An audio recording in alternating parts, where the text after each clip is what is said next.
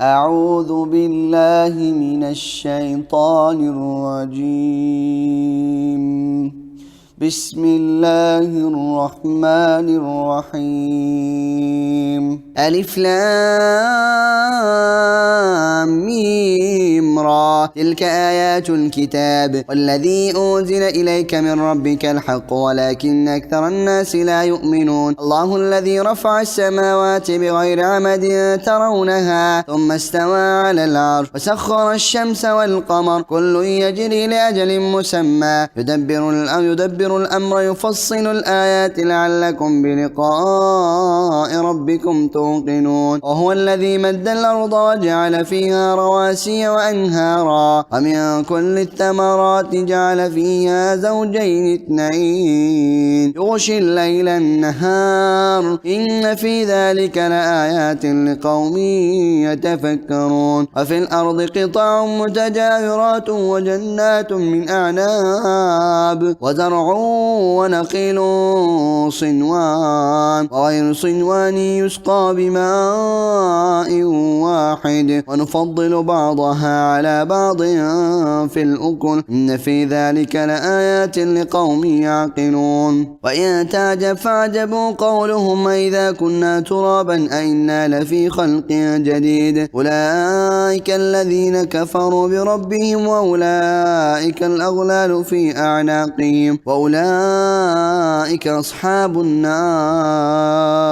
هم فيها خالدون. واستعجلونك بالسيئة قبل الحسنة وقد خلت من قبلهم المثلات وإن ربك لذو مغفرة للناس على ظلمهم وإن ربك لشديد العقاب. ويقول الذين كفروا لولا أنزل عليه آية من ربه إنما أنت منذر ولكل قوم هاد الله يعلم ما تحمل كل أنثى وما تغيض الأرحام وما تزداد وكل شيء عنده بمقدار. عالم الغيب والشهادة الكبير المتعال سواء منكم من أسر القول ومن جهر به ومن هو مستخف بالليل وسارب بالنهار له معقبات من بين يديه ومن خلفه يحفظونه من أمر الله إن الله لا يغير ما بقوم حتى يغيروا ما بأنفسهم وإذا أراد الله بقوم سوءا فلا مرد له وما لهم من دونه من وال. والذي يريكم البرق خوفا وطمعا وينشئ السحاب الثقال ويسبح الرعد بحمده والملائكة من خيفته ويرسل الصواعق فيصيب بها من يشاء وهم يجادلون في الله وهو شديد المحال. له دعوة الحق والذين يدعون من دونه لا يستجيبون لهم بشيء إلا كباسط كفيه إلى الماء ليبلغ فاه وما هو ببالغه وما دعاء الكافرين إلا في ضلال. ولله يسجد ما في السماوات والأرض طوعا وكرها وظلالهم بالغدو والآصال. قل من رب السماوات والأرض قل الله قل أفاتخذتم من دونه أولياء لا يملكون لأنفسهم نفعا ولا ضرا. قل هل يستوي الأعمى والبصير أم هل تستوي الظلمات والنور أم جعلوا لله شركاء خلقوا كخلقه فتشابه الخلق عليهم قل الله خالق كل شيء وهو الواحد القهار. أنزل من السماء ماء فسالت أودية بقدرها فاحتمل السيل زبدا رابيا مما يوقدون عليه في النار ابتغاء حلية أو متاع زبد مثله كذلك يضرب الله الحق والباطل فأما الزبد فيذهب جفاء وأما ما ينفع الناس فيمكث في الأرض كذلك يضرب الله الأمثال للذين استجابوا لربهم الحسنى والذين لم يستجيبوا له لو أن لهم ما في الأرض جميعا ومثله معه لافتدوا به أولئك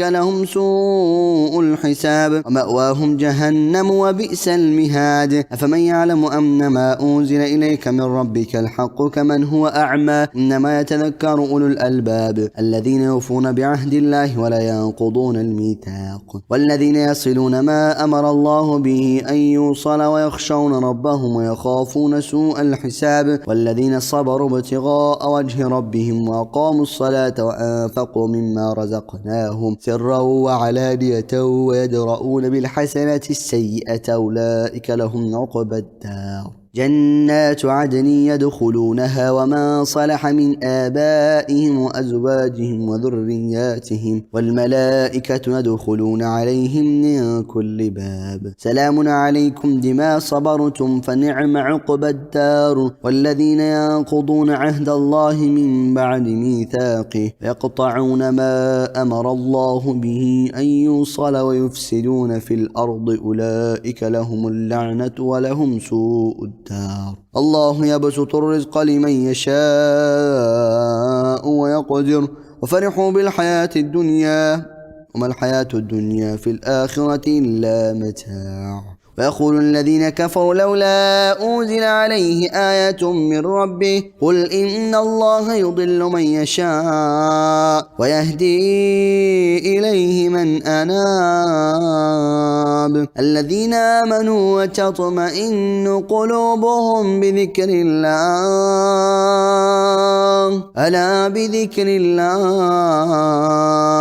ألا بذكر الله تطمئن القلوب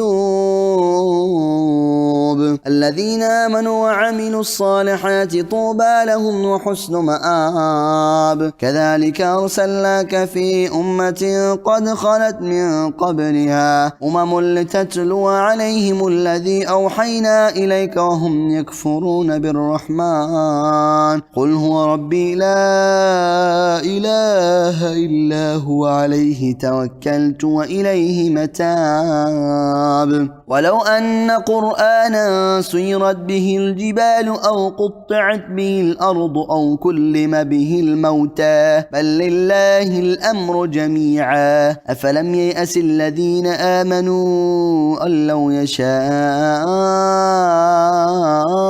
الله لهدى الناس جميعا ولا يزال الذين كفروا تصيبهم بما صنعوا قارعة أو تحل قريبا من دارهم حتى يأتي وعد الله إن الله لا يخلف الميعاد ولقد استهزئ برسل من قبلك فأمليت للكافرين ثم أخذتهم فكيف كان عقاب أفمن هو قائم على كل نفس بما كسبت وجعلوا لله شركاء قل سموهم أم تنبئونه بما لا يعلم في الأرض أم بظاهر من القول بل زين للذين كفروا مكرهم وصدوا عن السبيل ومن يضلل الله فما له من هاد لهم عذاب في الحياة الدنيا ولعذاب الآخرة أشق وما لهم من الله من واق مثل الجنة التي وعد المتقون تجري من تحتها الأنهار أكلها دائم وظلها تلك عقبى الذين اتقوا وعقبى الكافرين النار والذين آتيناهم الكتاب يفرحون بما أنزل إليك ومن الأحزاب من ينكر بعضه قل إنما أمرت أن أعبد الله ولا أشرك به إليه أدعو وإليه مآب. وكذلك أنزلناه حكما عربيا ولئن اتبعت أهواءهم بعدما جاءك من العلم ما لك من الله من ولي ولا واق. ولقد أرسلنا رسلا من قبلك وجعلنا لهم أزواجا وذرية وما كان لرسول أن يأتي بآية إلا بإذن الله لكل أجل كتاب يمحو الله ما يشاء ويثبت وعنده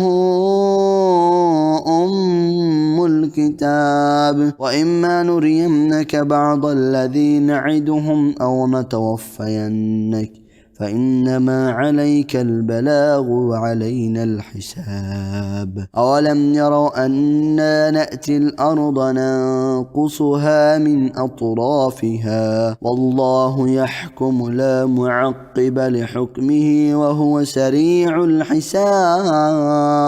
وقد مكر الذين من قبلهم فلله المكر جميعا يعلم ما تكسب كل نفس وسيعلم الكفار لمن عقبى الدار. ويقول الذين كفروا لست مرسلا قل كفى بالله شهيدا بيني وبينكم ومن عنده علم الكتاب.